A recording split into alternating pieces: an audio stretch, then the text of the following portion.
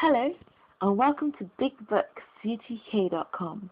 My name is Tussie, and I'm reading The Argonauts of North Liberty by Bret Harte, Chapter 5. The Morest, now as self-possessed as his adversary, haughtily waved his hand towards the path.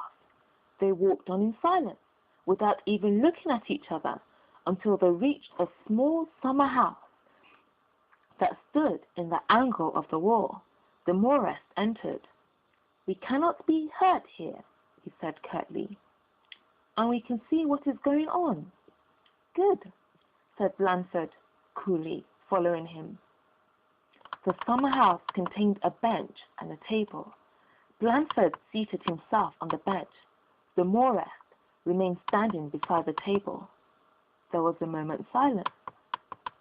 "I came here with no desire to see you or avoid you," said Blanford with cold indifference. "A few weeks ago, I might perhaps have avoided you for your own sake, but since then, I have learned that among the many things I owe to your wife is the fact that 5 years ago she secretly divorced me, and that consequently my living presence could neither be a danger nor a menace to you." "I see," he added dryly, with a quick glance at the Morest's horror-stricken face, "that I was also told the truth when they said you were as ignorant of the divorce as I was." He stopped, half in pity of his adversary's shame, half in surprise of his own calmness.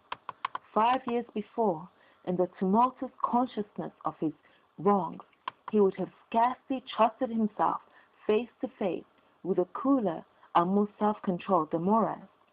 He wondered at and partly admired his own coolness now in the presence of his enemy's confusion.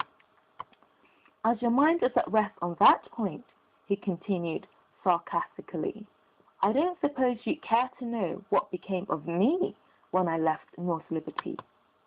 But as it happens to have something to do with my being here tonight, and is a part of my business with you, you'll have to listen to it.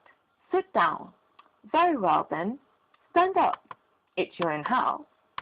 His half-cynical, wholly contemptuous ignoring of the real issue between them was more crushing to the Morest than the keenest reproach, almost tragic outburst.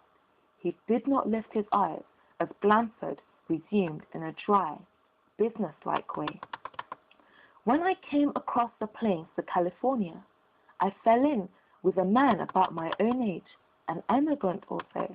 I suppose I looked and acted like a crazy fool through all the journey, for he satisfied himself that I had some secret reason for leaving the States, and suspected that I was, like himself, a criminal. I afterwards learned that he was an escaped thief and assassin. Well, he played upon me all the way here, for I didn't care to reveal my real trouble to him, lest it should get back to North Liberty." He interrupted himself with a sarcastic laugh. "Of course, you understand that all this while Joan was getting her divorce unknown to me, and you were marrying her. Yet, as I didn't know anything about it, I let him compromise me to save her.